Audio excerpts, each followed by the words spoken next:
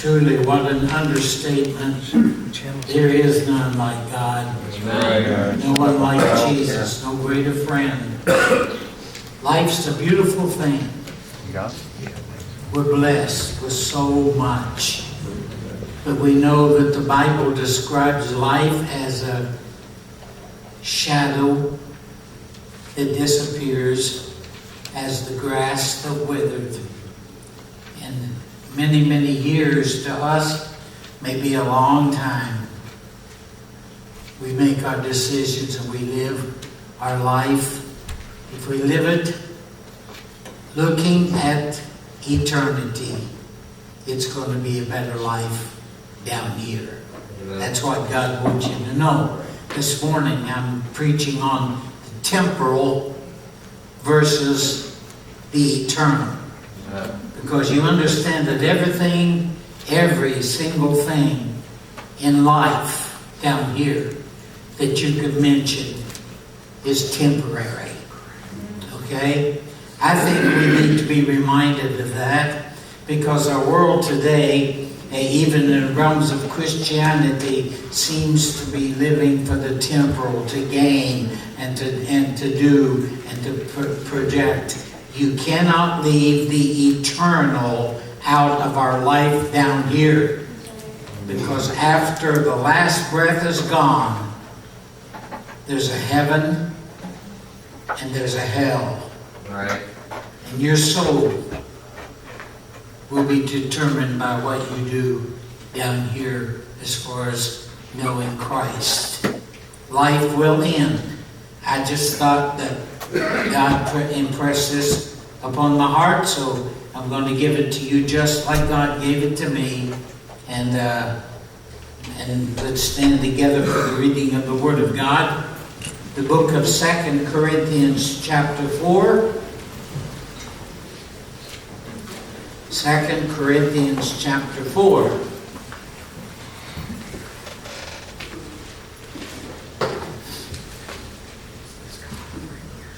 For all things are for your sakes, that the abundant grace might through the thanksgiving of many redound unto the glory of God.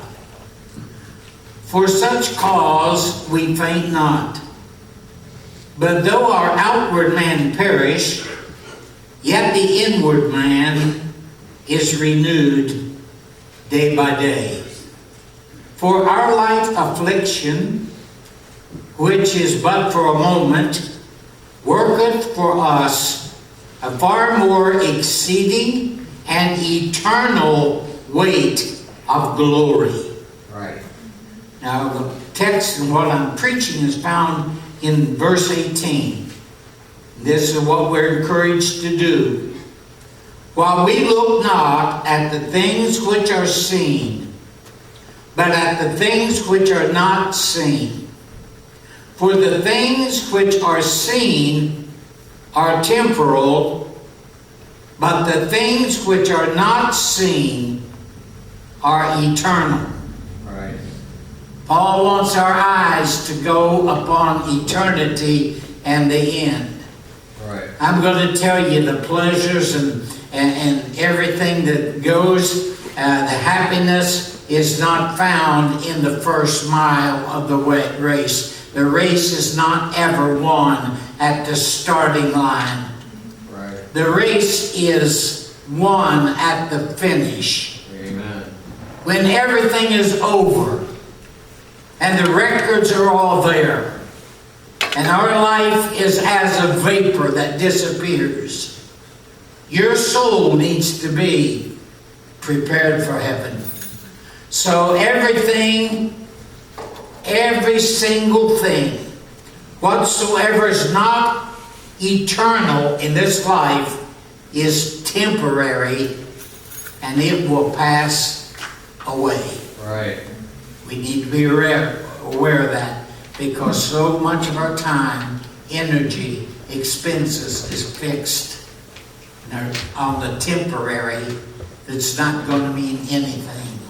Remember, when life is finished, where you end up forever is what you need to first of all consider. Right. And secondly,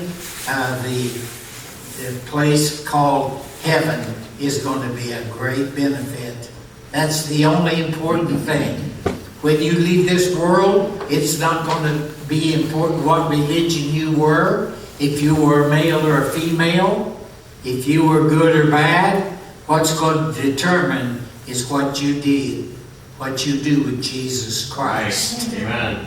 He is the difference. Amen. Let's pray. Heavenly Father, we ask your blessings upon the message this morning. Open our minds and hearts, dear Father. We're so grateful for everything in life that you blessed us with. You're so good. You're a good God.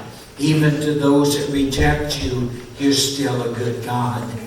Lord, you died up on the cross, Lord Jesus, to save the world from sin and to provide us with a place called heaven to prepare for eternity, because our lives are just as a vapor. Lord, when this is finished, we want to know that we were right with you, that our real gratitude and love for giving us life and liberty and happiness and peace and eternal life all came from you to enjoy down here. And Father, far too much time we spend putting emphasis upon happiness and the temporary that's going to pass away. And I pray, dear God, you just put a solemn warning in all of our hearts today about the temporary things that we put so much value on. But dear God, the only thing that's ever going to count is when we stand before you, what we've done for you in life. Have we loved you? Have we served you? Lord, I pray now you'd bless this message. I love you, Lord.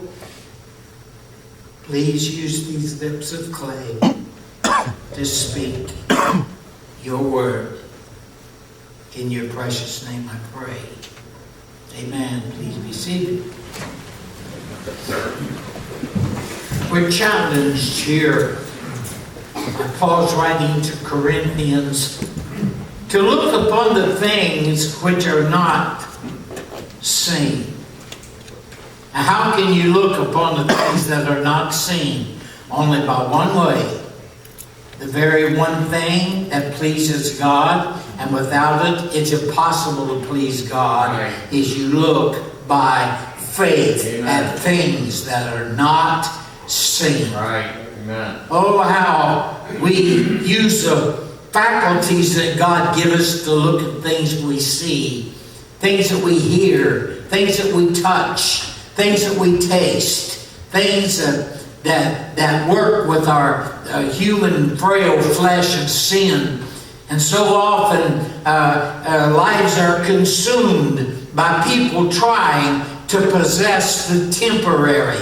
And you know how hurt and how hard it is to work for something so hard, and you think, oh, this is going to last forever and ever, and to know that bang, all of a sudden loss is there. Temporary. Everything is temporary. Right. A couple falls in love. We will be in love, and all the great big phrase that they've put over top of marriages, and they live happily ever after. Yeah. Good luck with that. Right. That alone is worth getting married over. Amen? But now it kind of changes when they say, happy wife, happy life. Right. Amen? Boy, how we look at the temporal, how we look at how we think, what we want, what we desire, how we take truth or not truth. And this world is full of false prophets. It's full of deception. It's full of sin. It's full of lies. It's full of things that came out of hell and not heaven. Good preaching. And people search for that thing in their life.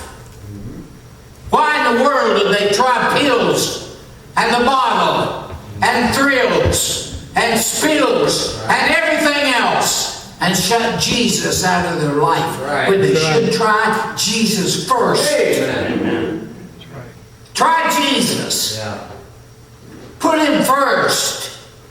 Why? Because here's the thing about it. I'm going to be bringing quite a few things here about temporal things we enjoy, and I'm doing it for a reason, because God put temporal and eternal all in one little statement and impressed it upon my heart. Because God, whatever is not eternal, based down in life, is temporal. Right. Okay? Well, that's what God does. He does things forever. Right. If you want to live happily ever after, you need eternal. Right. Put in life. I'm trying to focus this morning on what Paul is focusing on. Don't set your eyes and your life and your heart on things that you see. Right. Amen. Set your heart and your life and your eyes on things you cannot see. I have not seen nor ear heard, neither have entered into the heart of man the things that God hath prepared for those that love Him. Amen. Let's put that eternal into this temporary. That's the only way it's going to really work good. Eternal and temporary will be great put together. Leave the eternal out, and you'll find out that your whole life was a waste. Yep. Right. That's right. That you never achieved what you started to achieve. Amen. That you never really had no peace or comfort in your heart because you were unstable in the destiny of your soul. And you may not have even noticed that your soul was in jeopardy. Most unsaved people don't even realize that their soul is hanging over hell by a spider thread. Right. That's right. And if that lasts, you plunge Right. to the believer, absent from the body, present with the Lord. The rich man died, and in hell lift up his eyes, because he was fixed on the temporal. Boy, that Lazarus used to beg for the crumbs that fell from that rich man's table. And that little beggar died and carried by the angels up into paradise, into the arms of Abraham, comforted there one day to be resurrected. After that, Jesus died upon the cross and emptied out paradise and took the Old Testament saints to heaven. And there he was comforted. But that same rich man died and was buried, and in hell lift up his eyes in torment. Right. You see, in life, when they were eating and drinking and enjoying the things, and the riches and all the good things, and he was sitting in his castle, and the world looked upon him as successful and great, and perhaps he was all comforted and had the convenience of life, and the poor old beggar, he just sat there and begged. Nobody loved him, nobody looked upon him. He was a beggar to stay sustained in life for food. And that beggar died, and he was carried into the arms of Abraham. Father Abraham, send Lazarus. Hey, remember, I gave him food, crumbs from my table. Send him just to dip the tip of his finger in water and cool my tongue, for I'm tormented in this flame. He didn't ask for a glass. Yeah. He asked for one drop. Right. Oh, I can't. Abraham said, oh, now there's a great gulf fixed between us and you. There's no return from that place. I can't send somebody down there, and I can't let anybody come out of there. that great gulf is fixed. Right. In life, it was temporary. But there was opportunity. In the eternal realm, there's no more opportunity. You have to be saved in life. Yep. While you're in your right mind. Right. While the Spirit of God is drawing you to salvation. You won't get saved whenever you want to. Right. Because you can't unless the Spirit of God draws you. That's what's so great. We're going to have invitation time. And God's going to be drawing. God's going to be speaking to we that are believers, not to set our minds and our energies and efforts and all of our money for trinkets and toys and pleasures and things, but that we need to set our minds upon building for God. We need to put that eternal, those rewards that we're living down here are going up. Our works are going up every day before the Lord. There's books of remembrance written by God. And one day we'll stand there face to face. And we won't be able to say a thing because the records face us.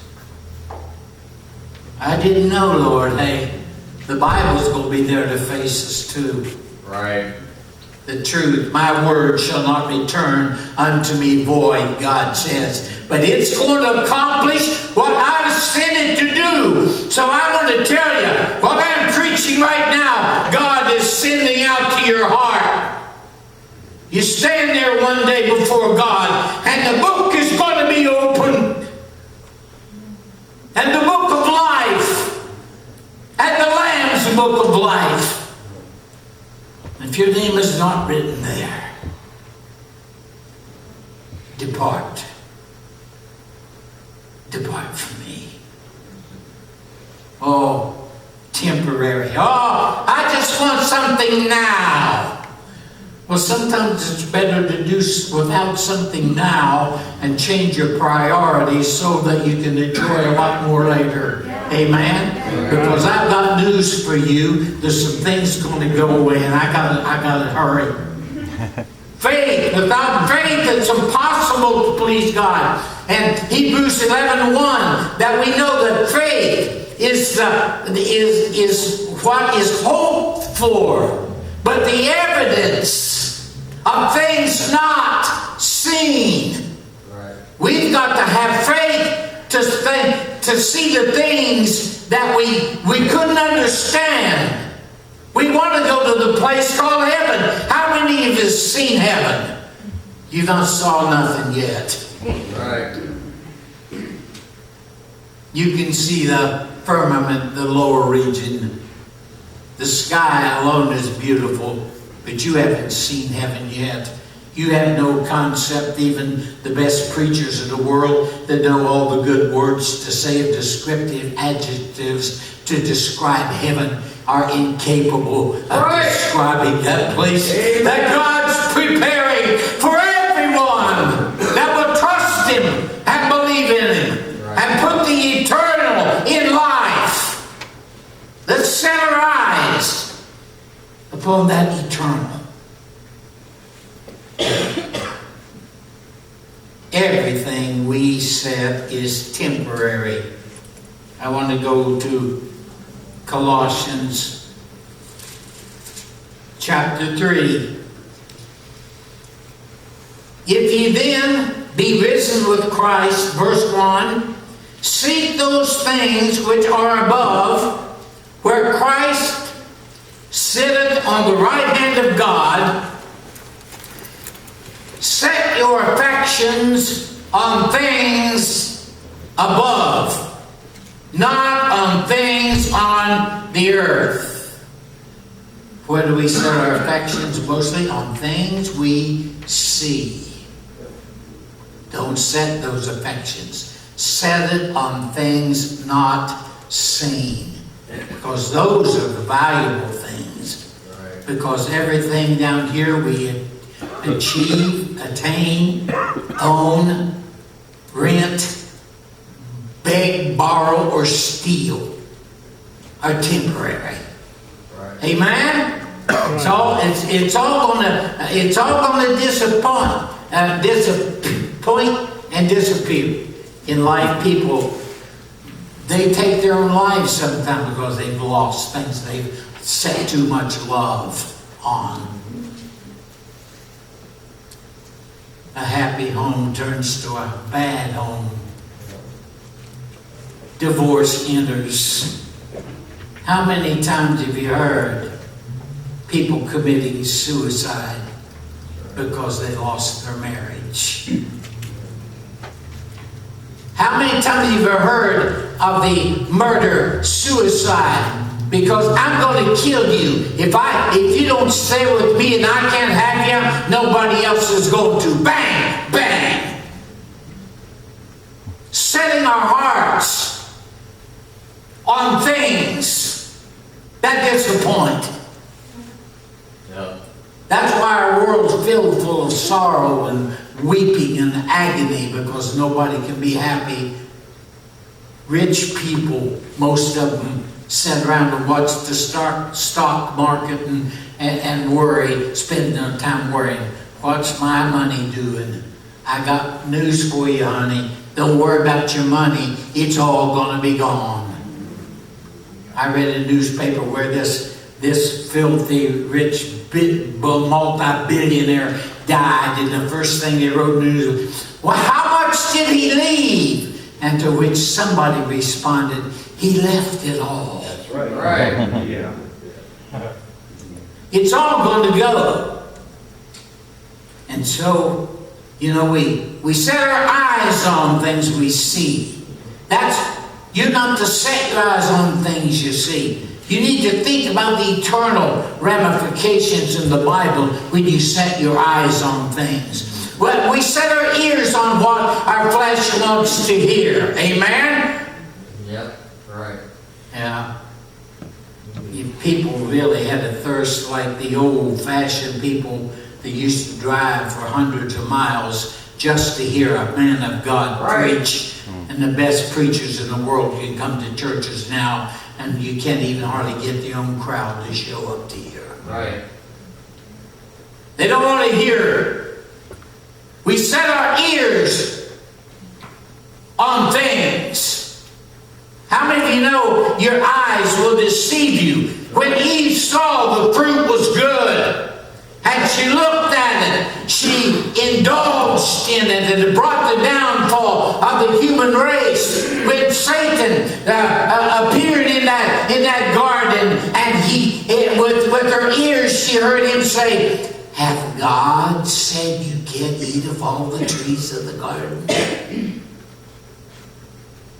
Well, no. We can eat of the trees of the garden, but just one tree we can't eat of. Oh, because God said, don't touch it. God didn't say don't touch that fruit. He said don't eat it. Right. She added to the word of God. Oh, well, the moment that you eat of that tree He doesn't want you to eat, God's robbing you of something. That's what the devil tells people in life, to keep them away from God, that everything else is happier, that the eyes see and the ears hear, that they want, and it brings destruction and unhappiness, and the end result, even lost in eternity. Right. If death claims them before God can save them. So important. Our feet. We're to go for God. Live for God. Taste of the heavenly things. I want to tell you, your eyes are temporary. Right. Ask some blind people Right. that had eyesight for a long time. Even ask the blind man. I love that song, The Blind Man Saw It All. Right. Yeah. Yeah, I'm searching for this crippled man, but if you want to know where he went, you ask the blind man. He saw where that crippled man went. Right. Amen? God's doing some things, some wonderful things. And your hands and your feet and your tongue is one day going to lie silent. Right. Your dreams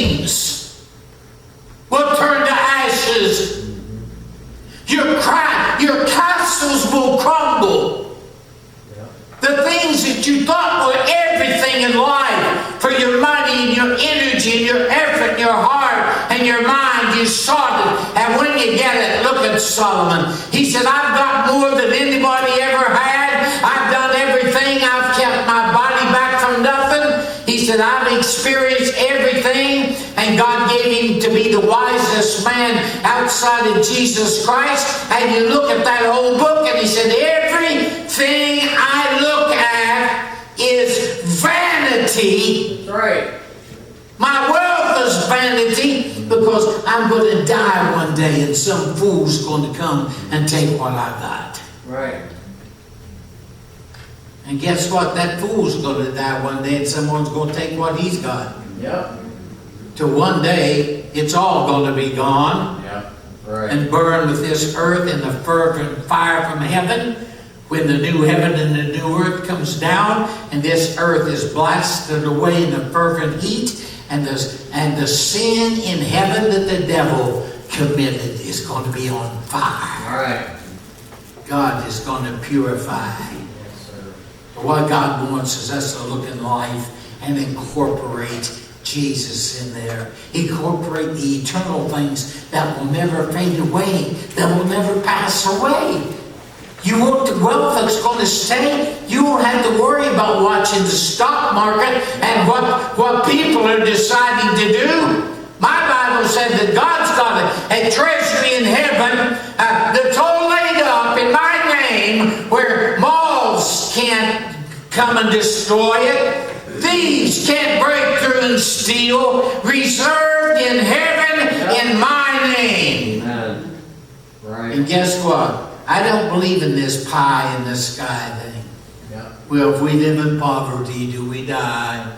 And we were so good, then God's going to bless us. No, God's got a bank account in heaven in your name already. And guess what, little Christian that's going through some financial problems? He's got a way of slicing some of that off and letting it flow right down where you need it. Amen.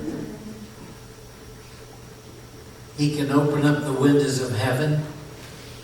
He can give you happiness you never dreamed of. Or he can shut up the heavens for not thinking about the eternal. We need to set our eyes and our minds, our hearts on things not seen. Wow. That's why you meditate to God. Lord, I'd really like to just get a little glimmer of what you've got. Well, the Bible gives us some glimmer, because it says that this tabernacle that's going to disappear is going to die. But the one that he's made is not made with hands. Right. It's eternal in the heavens. It's a place that God's preparing for those that love him. How important. Don't miss what God's preparing. Right. Don't miss in life the good things God's got in store for you. Because I just read it in the text verse. All things are for you. How many times have I preached that? In the mind of God. Listen. God forgot about all of his creation. He forgot about all those angelic beings. He forgot about all of those things that before mankind came onto the earth. And he forgot about all of those things, knowing in his foreknowledge man would sin and fall, and then he would have to sacrifice his only begotten Son, Jesus, one day to come down and die up on the cross and take the sin of the world. Right. Amen. He so loved the souls of the world that he gave his only begotten Son. Right. For what? For whosoever. Amen. Whoever would take the bait. Whoever would listen to him. Whoever would come to his riven side. Whoever would put righteousness, which we can't imagine, real, pure, righteous living. We ought to be thinking about those things that's so hard. You know, if we had the faith to look into the Word of God and let our lives be builded and grounded. Oh, life down here would be so much better. So much more we get done for God, because what we do for God, those works are going up. They will never fade. There will be millions and millions of people in heaven because of the seed of your life down here, that you put some eternal thoughts into your life and into your living. Instead of looking, I want this, I want that. I get a house, I want a bigger house. I got a car, I want a sport car now. I got a sport car. I want a faster sport car.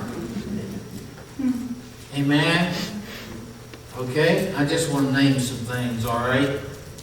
Our minds, Philippians 4:8 says, if there be any virtue, if there be any praise, think on these good things and positive thinking with our minds and hearts.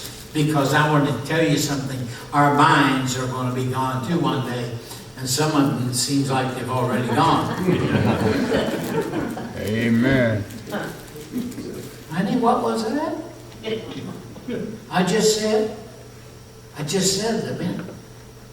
I don't know, I don't remember. Like the man that was playing golf, Tiger Woods doing, by the way. Really good. He's right on the top of the leaderboard. I love to watch Tiger play golf. This man, he was a golf enthusiast, and his eyesight was dimming.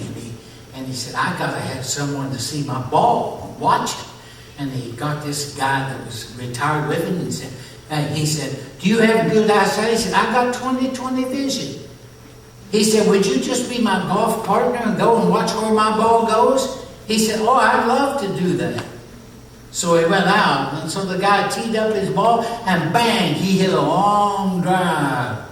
And it landed. And he said, where did it go? And the guy said, I don't remember.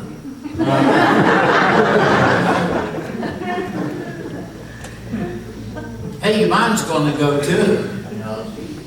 Your hands and your feet and your eyes. Your feet won't walk anymore. Your dead tongues can't talk anymore.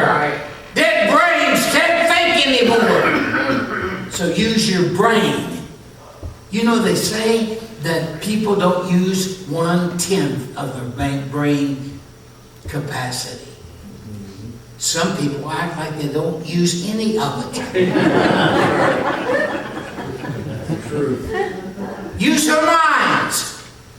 Use her brains. God gave it. It's going to go. Our hearts are going to stay silent. We never know when that's going to happen. As a young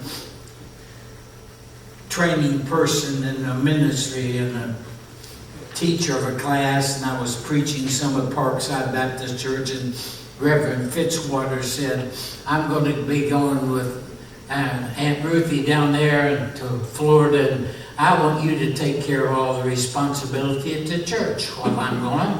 Way over at Parkside Baptist Church on East Detroit. I said, all right, if there's any calls, I'll make them. Whatever I need to do, I will. So I got a call while he was down there from someone down in a funeral home down in Woodhaven called and said, there's a lady passed away here, and she's wanting the preacher, and they had connections earlier to church.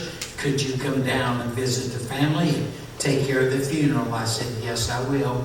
So I made my way down to the funeral home that evening of the viewing, and I walked up to met the family, and they were all torn like that. Let me tell you something. People's going to die. You don't know when, you don't know how, you don't know where, but it's going to happen. Right. It's going to happen. And I walked up and I noticed on that casket of this lovely little lady, she was 40 years old, worked as an owner of this florist. And I saw the most beautiful, breathtaking spray of roses. There must have been dozens of them. The most beautiful spray of blood red roses I've ever seen. Normally I don't brag on flowers that much, but I asked the man, I said, man, those flowers are breathtaking. Where did you get them? And that's when he told me this story. He said, my wife that was laying there made them. He said, as a matter of fact, she stayed late to finish this batch of roses. Said she came home healthy, didn't know a thing in the world was wrong. At 11 o'clock, sat down to watch the news and passed away in her chair. And tears began to stream down his face. And he said, preacher, little did she know when she stayed over and she made this beautiful thing of flowers that they were for her. Yeah, that's right. Little did she know.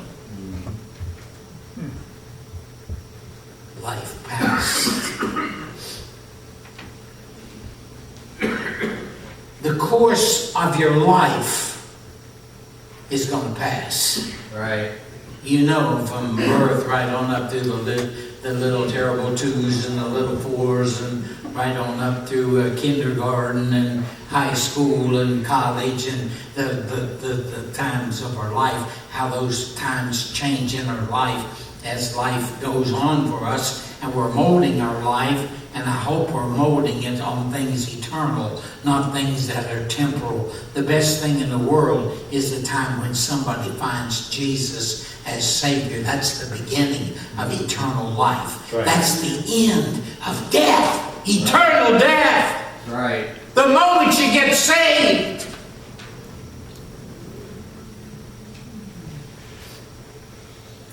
But your life has a course. Listen, the course of your life has to be right. Amen. It has to be safe.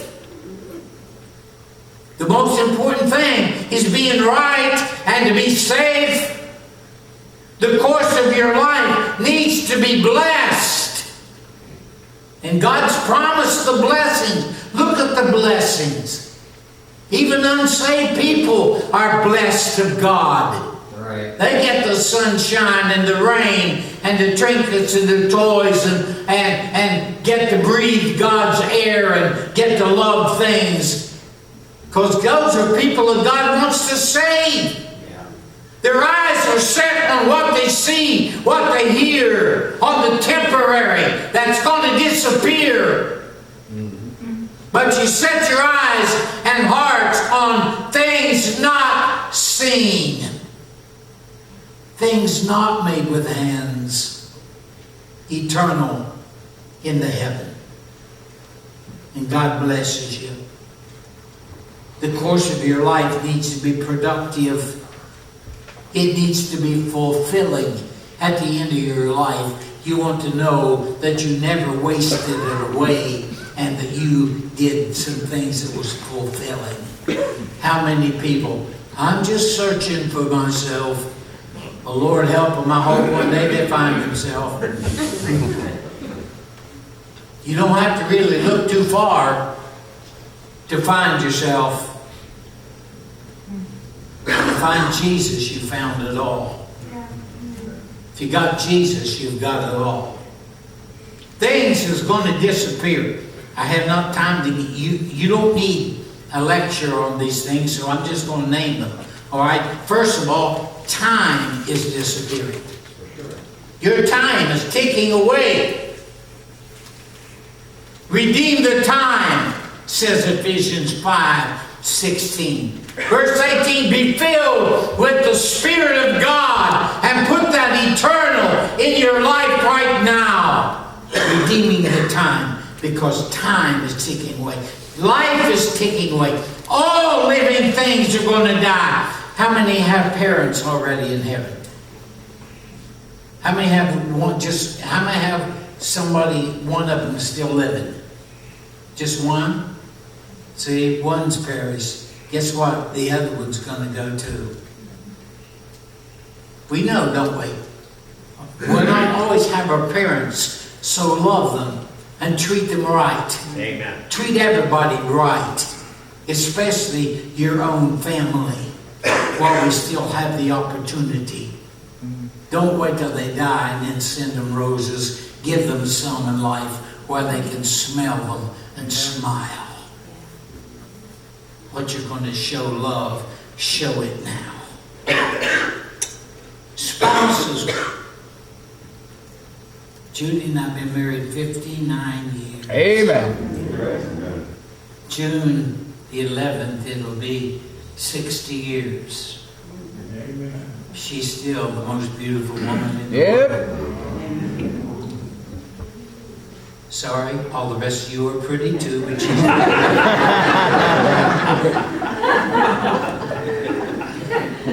You know why she's the best? Because she's mine. That's right. Amen. Thank you, Lord. Well, not always. We know that one day there's going to be a time when God will reach down. Right. When I pastored in West Virginia, this older couple that was way up in their 90s, and they had I think they had about 60, Irvin and Maggie, they had about 60 years of, or maybe 70 years almost of marriage. And they were always talking. Oh, Irvin, do you think, which one of us do you think will go first? Which one? Well, I don't know. They was always, when I visit them, they'd always talk about who's going to go first. Because their time was slipping away. And I was saying, if I go first, will you still go out to the grave and put flowers on my grave? He said, if she'll let me, I will.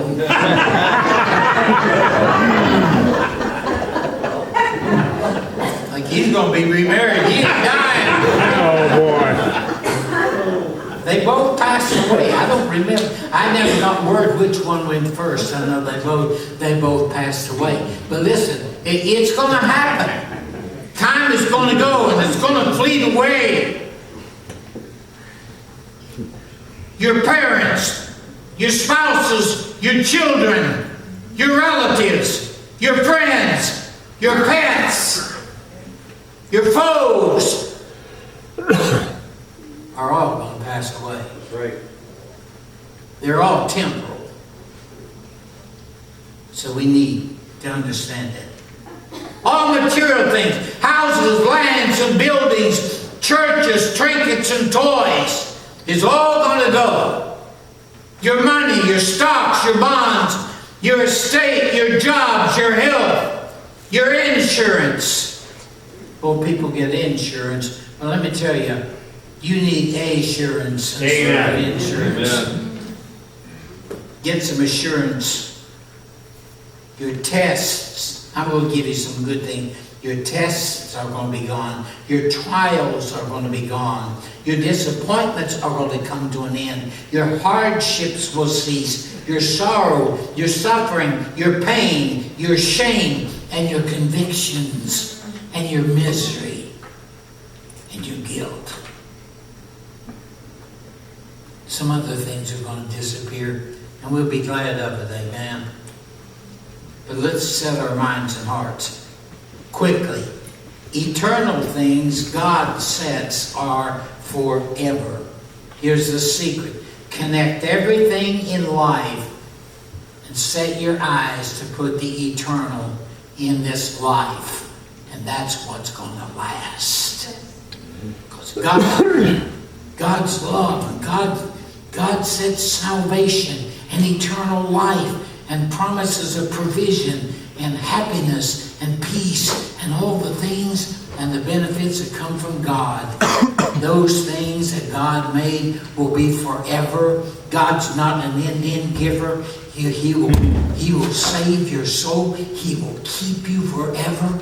And all your works are going to go up. And one day you will be so thrilled that you heard a sermon about turning your eyes off of the temporal things of life and putting your eyes on the eternal, because it's going to pay you dividends that's out of this world. Amen. Let's stand.